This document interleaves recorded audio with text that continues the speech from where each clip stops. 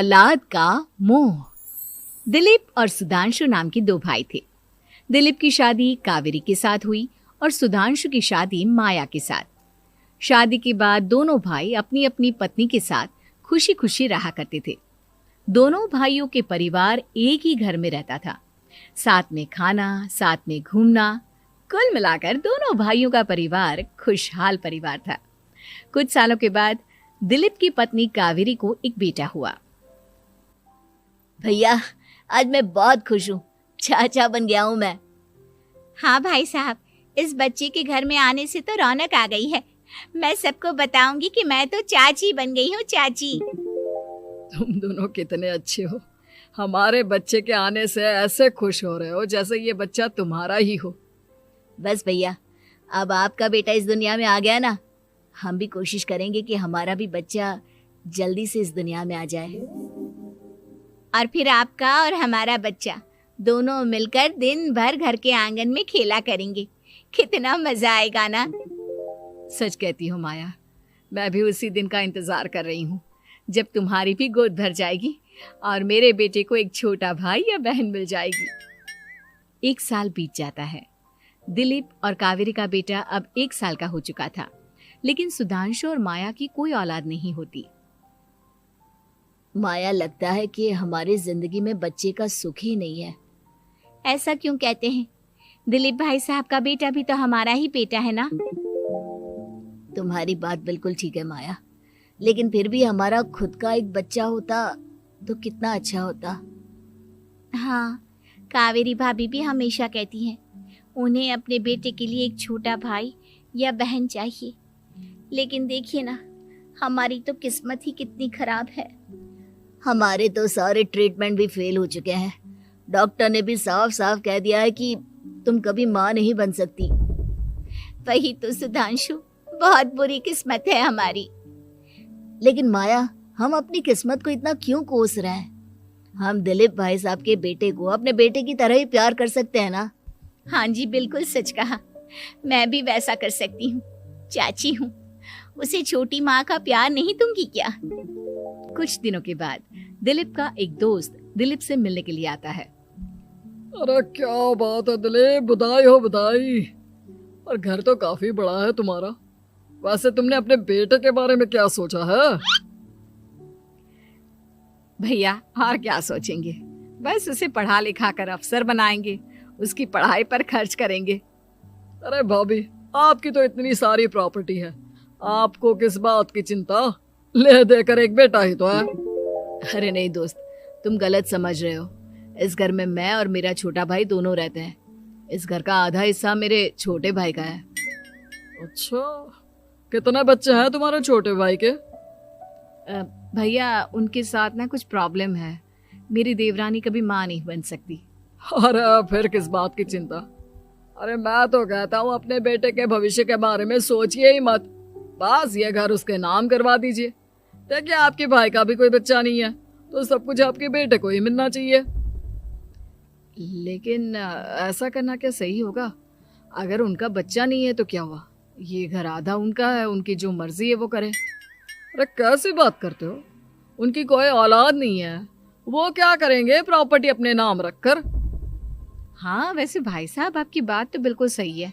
अब जो कुछ भी है वो हमारे बेटे का ही तो है। आखिर वही तो इस घर के वंश को आगे बढ़ाएगा। मैं कल ही देवर जी से बात करती हूँ। अगले दिन सुधांशु और माया, इधर आओ। तुम दोनों से एक बहुत जरूरी बात करनी है मुझे। बताइए ना भाभी, क्या बात है?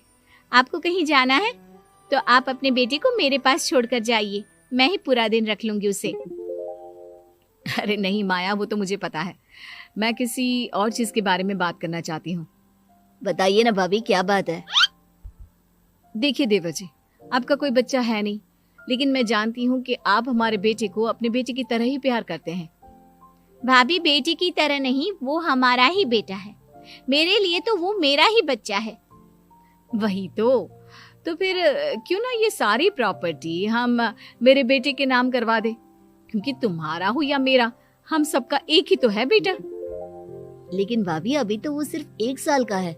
अभी से प्रॉपर्टी उसके नाम करवाने का क्या मतलब है? देखिए देवर जी, जो काम जितना जल्दी हो जाए ना उतना अच्छा। आने वाले वक्त का क्या भरोसा। भाभी भरोसा क्यों नहीं, हम तो हमेशा आपके बेटे को माँ बाप की तरह ही प्यार करेंगे। हाँ, लेकिन फिर भी मैं चाहती हूँ कि ये सारी प्रॉपर्टी मेरे बेटे के नाम हो जाए। अब मुझे नहीं लगता तुम दोनों को इसमें कोई भी परेशानी होगी, है ना?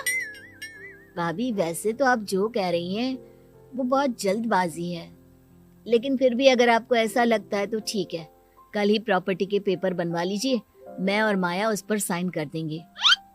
इस तरह से अगले दिन प्रॉपर्टी के पेपर बनवाकर सारी प्रॉपर्टी दिलीप और कावेरी के बेटे के नाम पर करवा दी जाती है। कुछ दिनों के बाद सुधांशु, सुबह सुबह ये कौन लोग आ गए हैं तुम्हारे घर पर?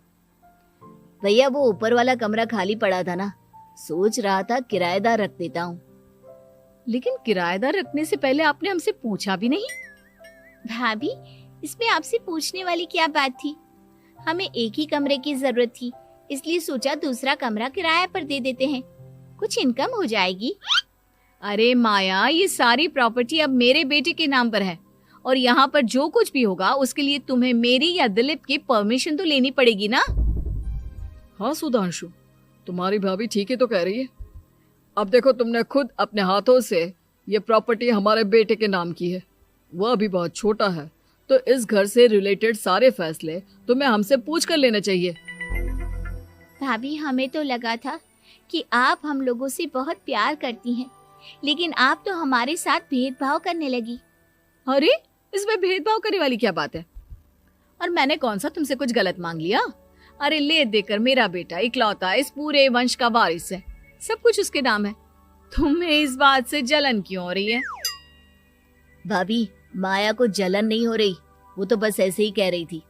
सब जानती हूँ मैं, इसकी खुद की तो कोई औलाद पैदा नहीं हुई, बस इसीलिए जब देखो तब मेरे बेटे पर बुरी नजर डालती रहती है। देखो माया, कावेरी तुमसे बड़ी है, वो जैसा कहती है वैसा करो। और वैसे भी इस घर पर अब तुम लोगों का कोई अधिकार नहीं है, वो तो हम लोगों की भलाई समझो जो तुम्हें अभी तक यहाँ रहने दिया है। भैया आप इतने कैसे बदल गए? इस प्रॉपर्टी ने आपके दिल से हमारे लिए प्यार पूरी तरह खत्म कर दिया है क्या? इसी तरह वक्त बीतता जाता है और देखते देखते दिलीप और कावेरी का बेटा प्रणव 25 साल का हो जाता है और उसकी नौकरी लग जाती है। पापा आज मेरा अपॉइंटमेंट लेटर आ गया है, मैंने सिंगापुर में जॉब ज्वाइन कर ली है। लेकिन प्रणव, विदेश में नौकरी करने जाने से पहले तुम्हें कम से कम अपने मम्मी पापा से एक बार पूछना चाहिए था ना। इसमें पूछने वाली क्या बात है माँ, मैं सिंगापुर जाकर जॉब करना चाहता हूँ तो करना चाहता हूँ। देखो प्रणव, हमने तुम्हारे लिए इतनी सारी प्रॉपर्टी यहाँ पर रखी हुई है, उन सब का क्या होगा? यहाँ रहो, बिजनेस करो। सॉरी पापा, मैं यहाँ रहकर कोई बिजनेस नहीं करने वाला, और ये जितनी भी प्रॉपर्टी आपने मेरे लिए संभाल कर रखी है ना, ऐसे ही किसी को दान में दे दीजिए, क्योंकि मैं सिंगापुर से वापस इंडिया आकर कभी नहीं रहने वाला। दिमाग खराब हो गया है तेरा, जानता नहीं तेरी वजह से हमने तेरे चाचा चाची से लड़ाई करके पूरा घर तेरे नाम करवा दिया था।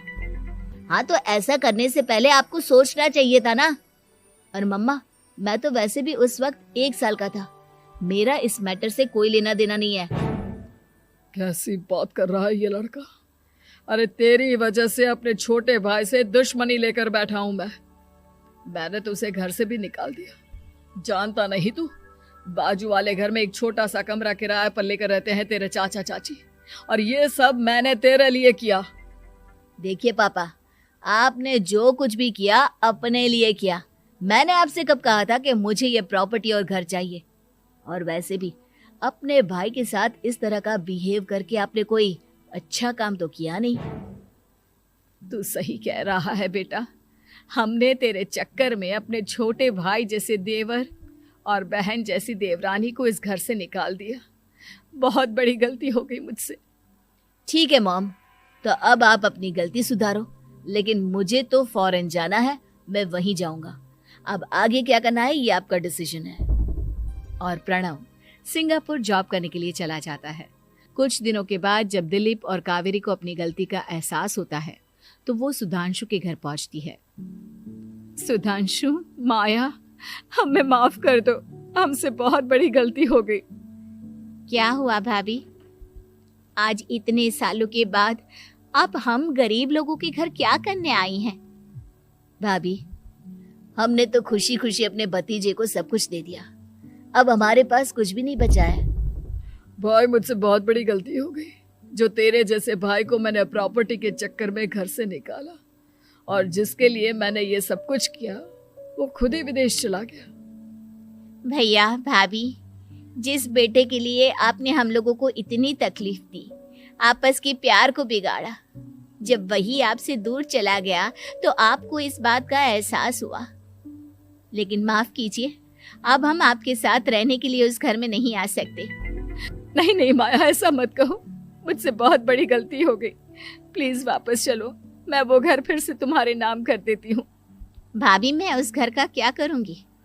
किसके लिए? मेरा कोई बच्चा नहीं, मैं तो बस जिंदगी भर आप लोगों के साथ प्यार से रहना चाहती थी, प्रणव को अपने बेटे की तरह प्यार करना चाहती थी, लेकिन आपने मुझसे वो अधिकार छीन लिया। भाभी और भैया, एक सवाल पूछना चाहता हूँ आप लोगों से। जो बच्चा कुछ ही दिन पहले दुनिया में आया हो, जिस बच्चे के भविष्य का आपको पता ही ना हो, उसके लिए अपने पुराने रिश्तों को तोड़ देना, अपने सगे रिश्तेदारों से दुश्मनी मोल लेना, उनके साथ झगड़ा करना, उनकी बेइज्जती करना, क्या ये सही है? कम से कम हमें सही वक्त का इंतजार तो करना चाहिए ना। सिर्फ प्रॉपर्टी के लिए अपने सगे भाई को घर से निकाल दिया, वो भी अपने 1 साल के बेटे के लिए। क्या ये वाकई में सही था? जवाब दीजिए मेरी बात का।